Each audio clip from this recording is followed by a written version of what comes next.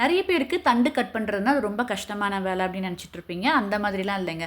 இந்த வீடியோ பார்த்தீங்கன்னா பிகினர்ஸ்க்கு இல்லைனாக்கா தண்டு கட் பண்ணுறதுலாம் யார்டா செய்கிறது அப்படின்னு நினச்சிட்டு இருக்கவங்களுக்காக தான் இந்த வீடியோ நான் ஷேர் பண்ணியிருக்கேன். ஃபஸ்ட்டு தண்டோட வெளி சைடில் இருக்க அந்த வழுவலன்னு இருக்கும் இல்லைங்களா, அந்த தோல் எல்லாத்தையும் நான் அருவாமனை வச்சு செதுக்கி எடுத்துடுறேன். எனக்கு இந்த இடத்துல செதுக்கிறதுக்கு வந்து அருவாமனை தான் கன்வீனியண்ட்டாக இருக்கும். அதனால் நான் அதை யூஸ் பண்ணிக்கிறேன்.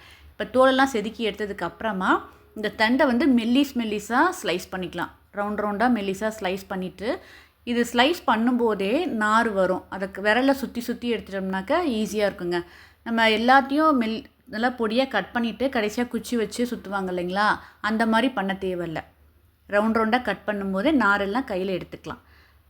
இப்போ இந்த ஸ்லைஸ் பண்ணது எல்லாத்தையும் தயிர் கலந்த தண்ணியில் நான் போட்டு வச்சுருந்தேன். அப்போ தான் நமக்கு கருத்து போகாமல் நல்லாயிருக்கும். இப்போ இந்த ஸ்லைஸஸை நைஃப் வச்சு கட் பண்ணிக்கலாங்க. ஃபஸ்ட்டு ஹாஃபாக கட் பண்ணிவிட்டு தான் செமி சர்க்கிளாக கட் பண்ணிவிட்டு நம்ம பொடியாக கட் பண்ணிக்கலாம். நீங்கள் வந்து ஃபுட் ப்ராசஸர் யூஸ் பண்ணிக்கலாம், இல்லைனாக்கா சாப்பர் இருந்தால் கூட யூஸ் பண்ணிவிட்டு நம்ம கட் பண்ணிக்கலாம். நான் ஸ்டார்டிங்லேயே தண்டு கட் பண்ணி பழகும்போதே இந்த மெத்தடில் பழகிட்டேங்க. அதனால் எனக்கு வந்து இது நல்லா கன்வீனியண்ட்டாகவே இருக்குது.